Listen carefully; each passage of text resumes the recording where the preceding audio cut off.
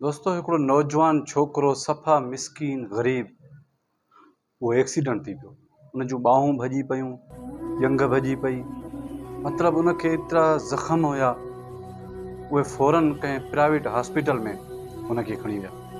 Private hospital में हाणे हिननि जी एतिरी वसियत हुई कोन, जेतिरो इलाजु उन्हनि जो थी सघे पियो उहो उन्हनि इलाजु कयो। उते हिकिड़ो डॉक्टर हुयो, ॾाढो रहमदिल इंसानु हुयो, उहो बि उते ड्यूटी कंदो हुयो। ज़ख़्मी जा मालिक जो मिलिया त हुन पुछियो त काॾे था वञो? चई वञूं था फाइल खणण, जो असांखे डिस्चार्ज कयो अथऊं। हुन डॉक्टर ॾिठो त तो वारे पुट जो त अञा कंडीशन सफ़ा ख़राबु आहे, हुनजो ऑपरेशन न थियो आहे, हुनजो ज़ख़्म ख़राबु आहिनि, तोखे कीअं डिस्चार्ज कयो अथऊं? चए थो त बसि असां वञूं था ॻोठु, असांखे पैसा कोन्हनि, डॉक्टरनि हेतिरी फीस जमा कराइण लाइ चई, असां वटि एॾो पैसो आहे कोन।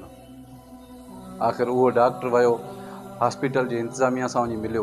उन्हनि चयो त हीउ प्राइवेट इस्पताल आहे, हिन जा ख़र्च तमामु घणा आहिनि। आख़िर उन्हनि चयो त कुझु हुनजी असां मदद कयूं, जो नौजवान छोकिरो आहे ऐं हुनजा पीउ माउ बि सफ़ा ग़रीब आहिनि, असांजी हेॾी इस्पताल आहे।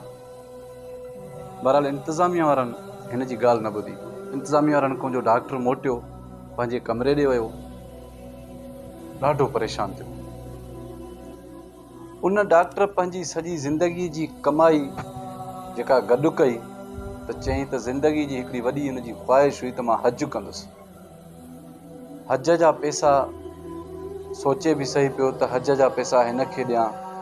आख़िर दिलि में हिन फ़ैसिलो कयो, रोई रब ॾे निहारे चयईं त ए मुंहिंजा मौला, तूं ॼाणी थो त मूंखे केॾी सिक हुब हुई त मां अलाह जे घर जो तवाफ़ कयां, उनजो दीदार कयां। काफ़ी सालनि खां वीसियूं रखियमि, पंहिंजी पघार जी कटौती करे आस्ते आस्ते आस्ते आस्ते मां ही पैसा ठाहिया, पर शायदि मुंहिंजे क़िस्मत में काबतला ॾिसणु कोन्हे।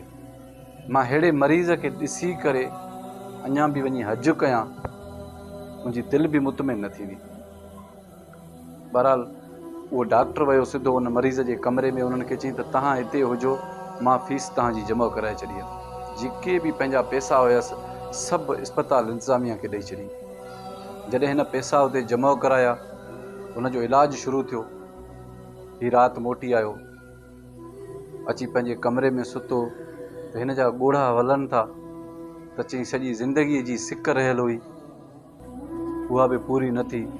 त अॼु सुभाणे ते मां वञण वारो हुअसि, चवां पियो त वञी अलाह जे घर जो तवाफ़ कयां, काबे जो दीदार कयां, मदीने वारे साईं जो रोज़ो ॾिसां, उनजी ॼारियुनि खे वञी भोसो ॾियां। हे ईअं सोचे बि सही पियो, रोए पियो। जेके ॻोढ़ा हिन जा विया, उन मां सॼो विहाणो हिन जो पुसी वियो। आख़िर हिन खे निंड अची वई। निंड अची वई त ही ख़्वाब थो ॾिसे, ख़्वाब थो ॾिसे त काबतुल्ला शरीफ़ में हज जे दौरान हे बीठो आहे, पर एॾी ख़ल्क़, लखनि जे तादाद में माण्हू आहिनि जेके हज था कनि, पर उते उन डॉक्टर जो नालो वठी उते माण्हू हिन सां मुखातिब था थियनि त ए फलाणा डॉक्टर, अलाह पाक तुंहिंजे आला क़िस्म जो हज क़बूल कयो, असांजे लाइ दुआ घुर।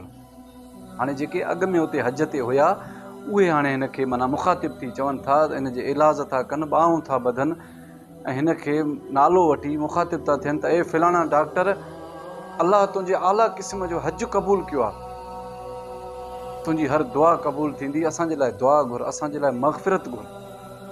ईअं करे हे छिरक भरे उथियो।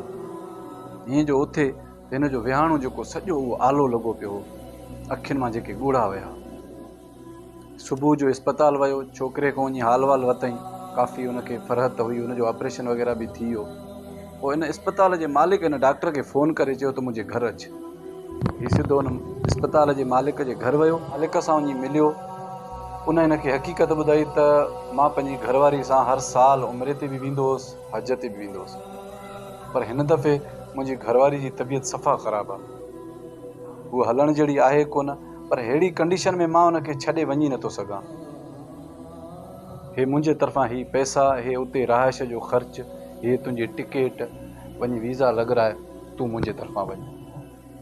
हिन जी त ख़ुशीअ जी इंतिहा न रही। कल्ह मां तयारी पियो कयां त अॼु मुंहिंजो मक़सदु पूरो थी वियो। हिन तयारी कई, पासपोर्ट वग़ैरह ठाराई, वीज़ा हणाई, सिधो हज ते हलियो वियो। हज करे वापसि अचे पियो जहाज़ में, हिन जी सीट सां हिकिड़ो ॿियो हमराह बि वेठो हुयो। उहो माना थोरो होशियारु टाइप जो माण्हू हुयो, हे थोरो सादे टाइप जो माण्हू हुयो। उन हिन खां पुछियो त तूं केरु आहे? हिन ॿुधायोसि मां फलाणो आहियां। घणा दफ़ा हज कई? हिन चयो पहिरियों दफ़ो।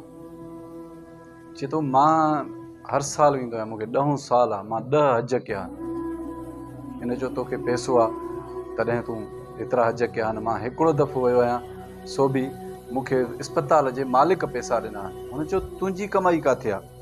हुन हिनखे सॼो किसो ॿुधायो त जेको अॻु में जेको हमराह वेठो, जेको चए पियो 10 हज मां कया, त उहो ॾाढो नॉर्मल थी वियो, हुनजी अखियुनि में ॻोढ़ा अची विया। चए पियो हज तुंहिंजो थियो। सची पुछे त मुंहिंजा 10 हज बि कंहिं कम जा न थिया, तुंहिंजो हिकु हज बि कमाल। हिकु हज उहो, हिकु हज तो ख़्वाब में ॾिठो, हिकु हज तूं पाण वएं। हिकिड़े हज तोखे 3 हज कराया। तुंहिंजी दिलि जी सचाई, तुंहिंजी दिलि जी ख़ुलूस ऐं सची मुहबत। दोस्तो, हज फ़र्ज़ आहे, हज ते ज़रूरु वञो। पर अगरि ॾिसो त को अगरि परेशान आहे, को बीमार आहे, कंहिंजो घर कोन्हे, इहे बि फ़र्ज़ में शुमार आहिनि। हज हिकिड़ो फ़र्ज़ु आहे। दुनिया जा ॿिया बि फ़र्ज़ उहे हज सां शुमार में आहिनि। हज वञण खां पहिरियां माण्हू छा कंदो आहे? जेके नाराज़ हूंदा आहिनि उन्हनि खे परचाए वेंदो आहे। जेके न्याणियूं नौजवान वेठियूं हूंदियूं आहिनि उन्हनि जूं शादियूं कराए वेंदो आहे। जेके मिट माइट जेके आहिनि उन्हनि खे घुमी फिरी चकर हणी पोइ ईंदो आहे। पर जेके बीमार आहिनि उन्हनि जी मदद करे, दिली सुकून करे, मुतमइन करे पोइ हज ते वञे। अलाह पाक तव्हांखे हज नसीब करे, तव्हांखे हज़ारे उमरा नसीब करे। अलाह जो घर जो दीदार कयो, उनजे घर जो तवाफ़ कयो। अलाह पाक तव्हांखे नसीब कंदो। पर पंहिंजे पाड़े वारनि जो, पंहिंजे मिसकीननि जो, ग़रीबनि जो ज़रूरु ख़्यालु कयो। उहो हज जो, उन हज जो रुतबो अञा मथे आहे।